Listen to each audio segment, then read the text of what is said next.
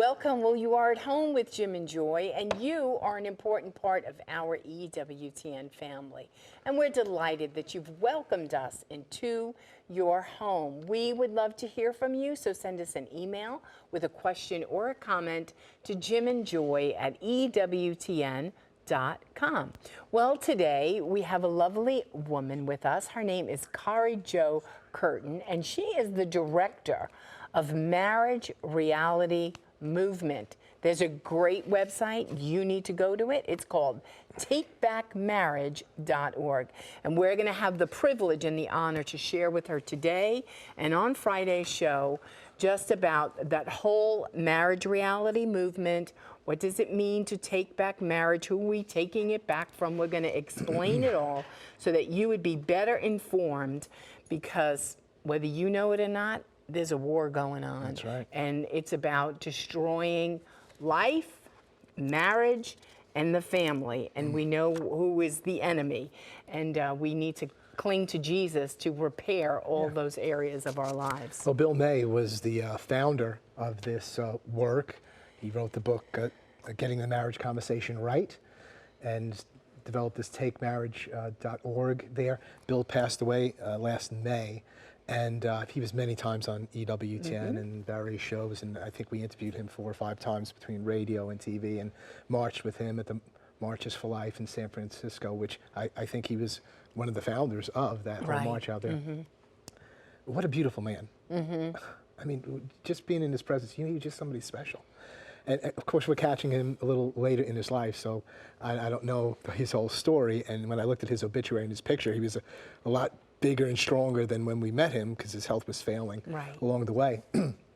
But wow, what a vision. We're going to hear about that vision through Kari Jo today about marriage reality. Reality. What's the reality about marriage? What is the reality? Because you can have your opinion about marriage, you can have your ideas about marriage, you can define it, right? You can redefine law, you can redefine marriage, you can redefine in words marriage, but you can't redefine reality. Not the reality of what it is. You might want to say what it, and so I think the movement is just saying, this is the reality of marriage. And they do so much with knowing the reality of marriage through the eyes of children. And that's a big part, and she'll unpack all of that, but that marriage is not only about the, this union of a man and a woman, which is so key, but it's about the children that may be born through that union. Marriage is about the couple, but it's about children. And of course, that's been redefined in the law.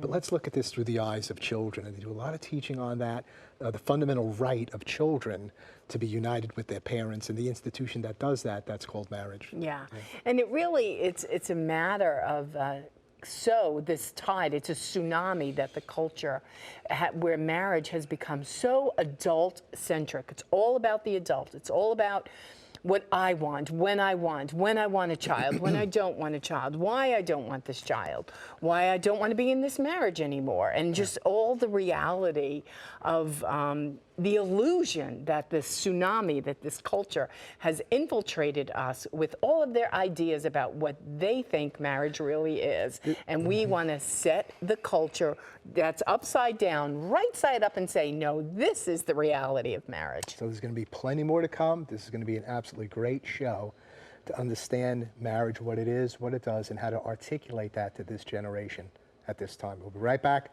Please don't go away.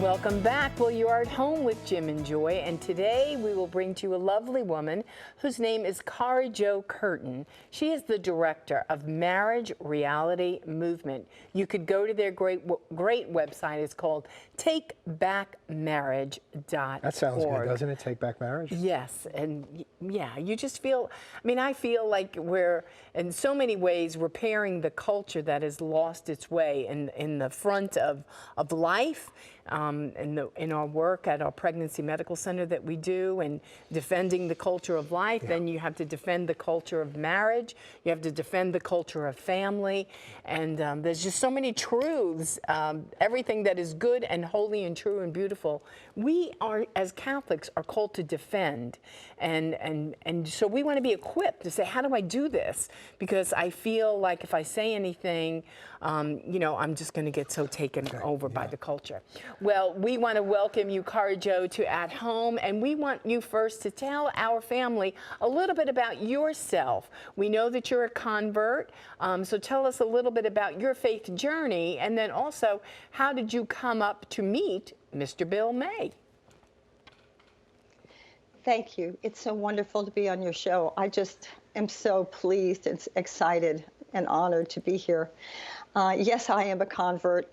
And for 12 years, I'm poorly catechized coming in, didn't know my faith, and actually was wandering a little.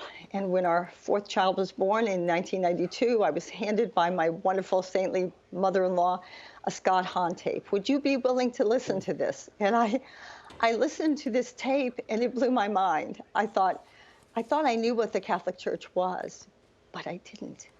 And I thought I can probably learn more from Scott. And I started listening to just 6 months of Scott Hahn and Marcus Grodi and Tim Staples, Steve Wood, and 6 months go by and I'm in love with the church. It's like I was Dorothy, because I was in Wichita, Kansas, Dorothy and the Wizard of Oz, opening up this door from black and white, what I thought the church was, to kaleidoscope color.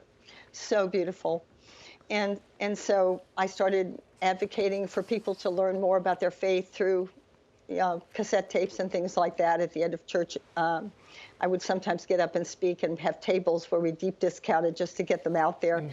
And then a short time after that, my priest, who was now Bishop Conley in Lincoln, Nebraska, but he was Father Conley back there at the Newman Center, and he asked me to take the phone line for Project Rachel in my home. And I said yes. It felt like the right thing for me to do. And for 10 years, I took phone calls from post-abortive women and led them through the healing process, partly me, partly the priest, and allowing them to grieve the loss of their babies. We also ran Rachel's Vineyard for 4 years. Yeah, beautiful.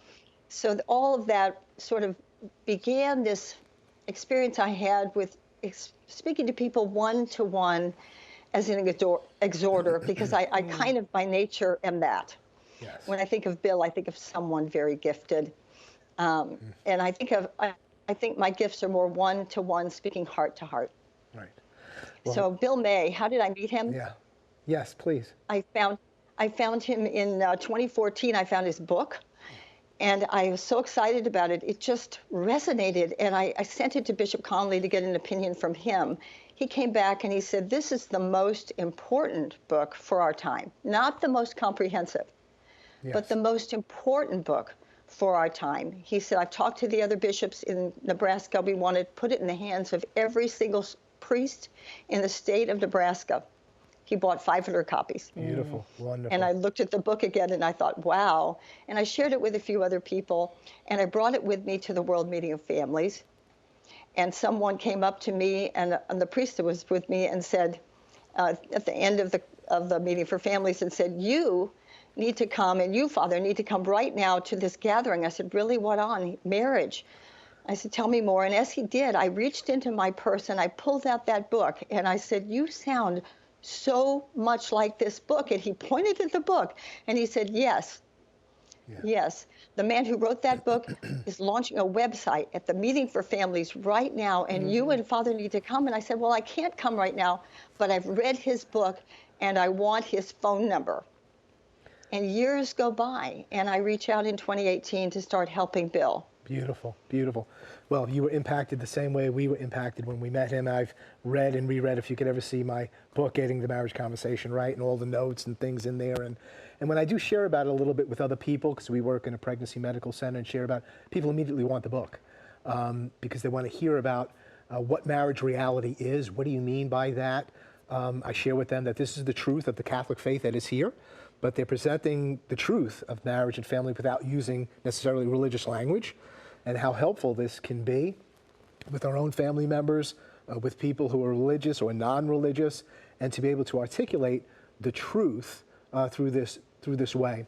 So why don't you share with us a little bit, unpack for us a little bit more what is meant by marriage reality, because you shared about the marriage reality movement. What is meant by reality, marriage reality, and how might we use it? Yeah, we do need to understand marriage certainly is a reality from the beginning. Before a word of the Bible was written, there was a man and a woman, children, and it mattered whether they stayed together. That is the reality of marriage. It's what God created. And we know that marriage is a reality. It's so clear, so obvious. And in reality, marriage unites a man and a woman with each other and any children born from their union. And that's I'd like to share. That's your continued saying or mantra.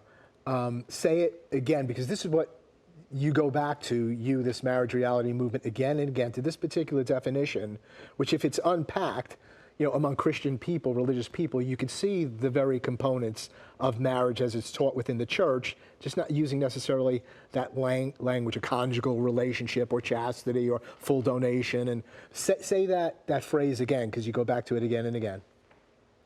Right. In reality, marriage unites a man and a woman with each other and any children born from that union. We also want to turn it around and speak it through the eyes of the child, because it's through the eyes of the child that the most about reality is revealed.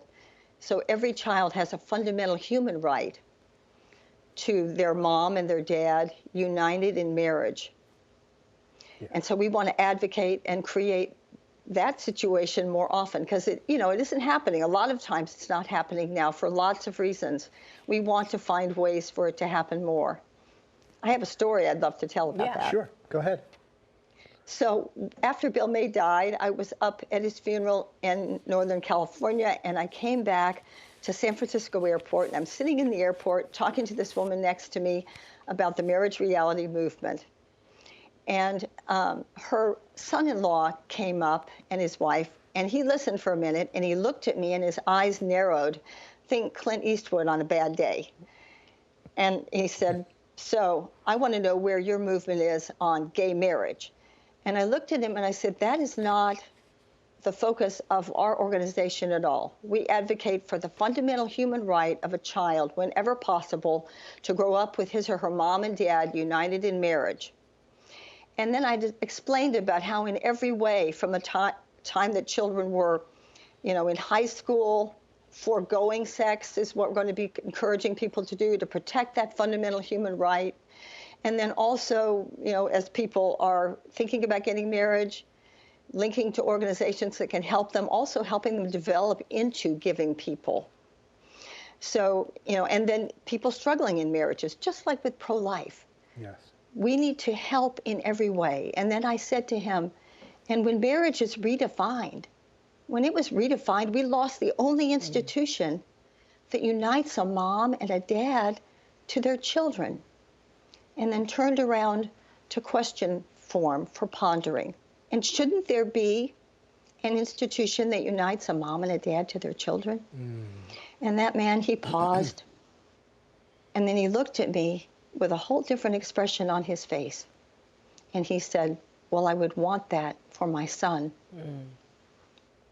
Very powerful. And I thought, wow, it's kind of like when God answers a prayer and we're so surprised, and it's like that really was so insightful for him. It changed him from thinking we were haters to lovers and advocates for children. There's a phrase, change the way you see and see how you change. Change the way you see and see how you change. I think that's not only sharing the truth of marriage, I mean, you do that, but it's also, this is really apologetics and helping people to see in a different kind of way. So you moved the conversation from the great debates and argumentation regarding what would be called same-sex marriage, which I know you don't use that term. You talk about redefining marriage and where do you stand on this or that, rabbit trails, and you take it back to fundamental right of the child, seeing through the eyes of the child.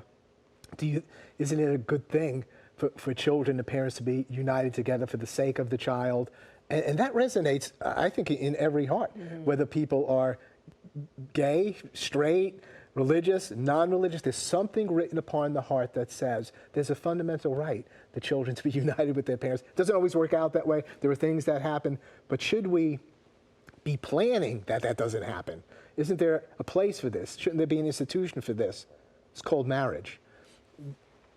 Kari Jo, why Absolutely. don't you tell our audience a little bit about the language? I know that Bill May was trying to get over some of the language that we needed to ditch because, like in the situation you were in, it causes arguments, right? So why don't you give some phrases that aren't helpful and phrases that are helpful to our family at home?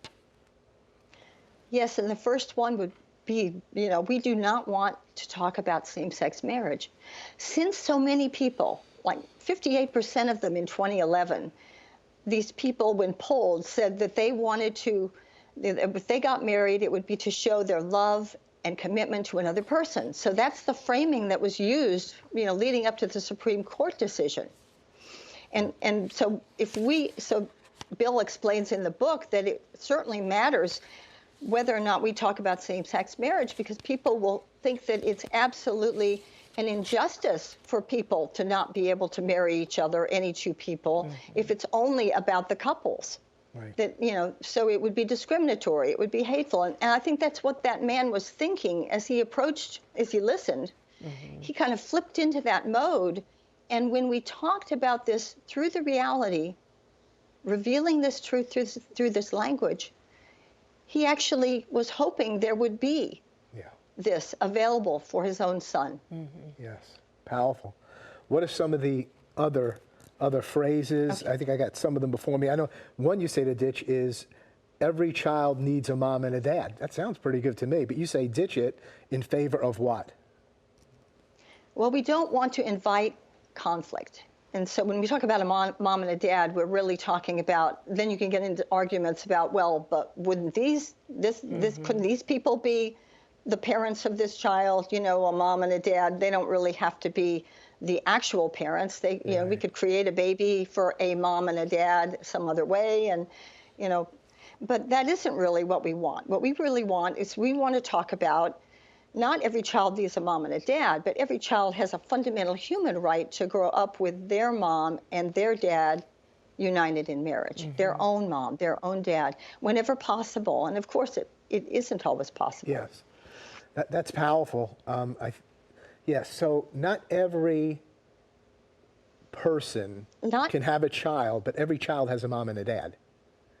Absolutely. A particular mom and dad that I'm generated from. And that's what you're talking about. So it's not so much everybody has a mom and a dad, and there are certain scenarios that happens, and we trust that love is there and so on. But it's the fundamental right for me to be united with my biological parents, if that's at all possible. How does that happen? It's the only institution that does it. That's called marriage.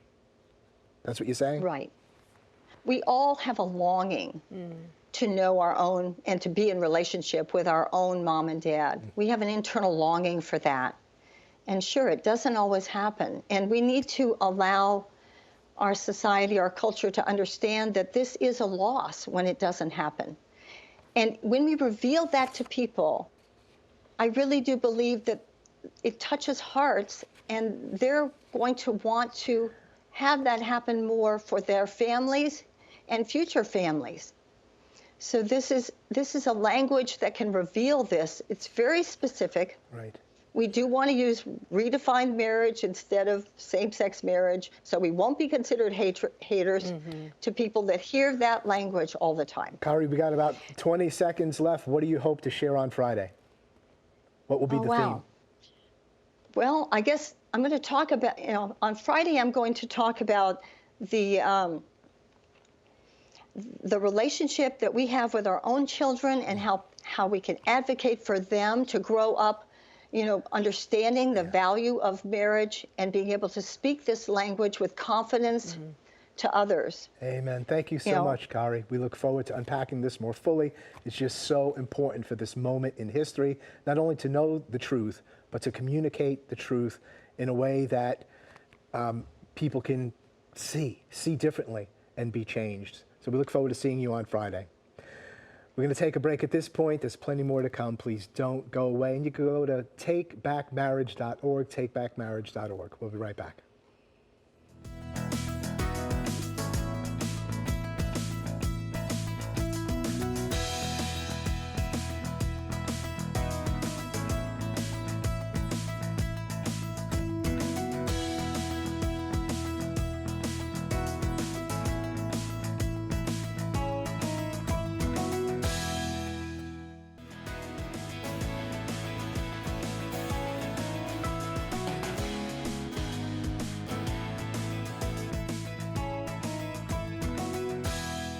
Welcome back. Well, you're at home with Jim and Joy, and now we have Father John Paul with us.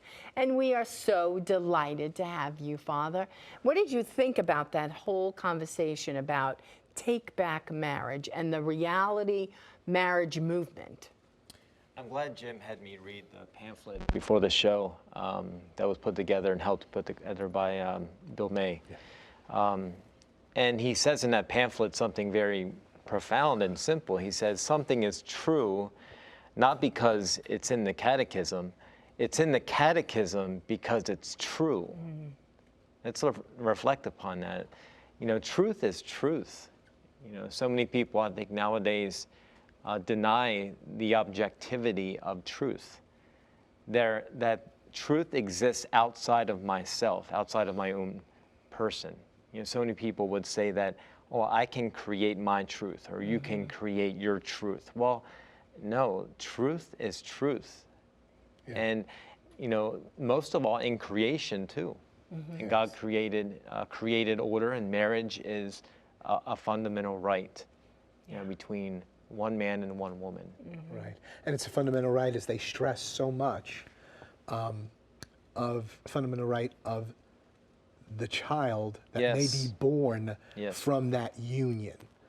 So if we just stop at, you know, the mutual joy and benefit of this couple, and we just say mutual joy and benefit of a couple, then how about two men, two women, 3, 4? It's just if it's all about it. But no, there has to be the possibility of human life coming forth, and that child's fundamental right to be united with the biological parents. It doesn't always happen, and all this, we've said that, but to plan that it won't happen, or to plan it in a multiple way with numerous people being together in all this, no, that's an unnatural doing of this redefining of a reality, which is the fidelity of this couple together and bringing forth life with irreplaceability.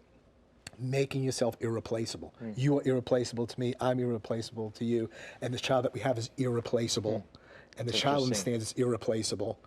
And so this goes to as well why we don't have sexual intercourse before marriage. If it happens, it's done, because the fundamental right of that child to be united irreplaceably to that couple. Have you made that commitment to me? Then you don't get to do that yet. Absolutely. I think the language that they're trying to get across is to look at it through the lens of the child, not so much the couple, adults. but the child. You know, a child knows who they are. Let's think about this for a moment. A child knows who they are by looking up and seeing their mom and dad, by seeing the face of their mom and dad. You know, they know who.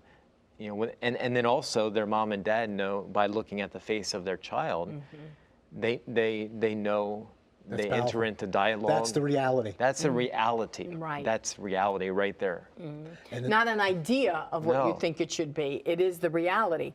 23 of his chromosomes, 23 of her chromosomes creates a unique, irreplaceable, unrepeatable human being for all eternity, which is a reflection of the fruit of their love. Yeah, and you're looking down at it, you know, and the child, him or her, are looking up at you. Beautiful. You know. Father, close us in a prayer and with a blessing. Sure. Family, may the Lord bless you and keep you, and may he turn his face to you and be merciful to you. May he show you his kindness and give you his peace. May Almighty God bless you, the Father and the Son and the Holy Spirit. Amen. Amen. Thank you so much for joining with us today. It's such a profound subject in reality, the marriage reality. And it may be ways we violated, we failed. There's always mercy, grace, and forgiveness. but we need to face the realities and pass on to the next generation the truth of the greatness of life, of marriage, and of the family. Keep it on EWTN. You're an important part of this family. You're always at home with Jim and with Joy. Bye now.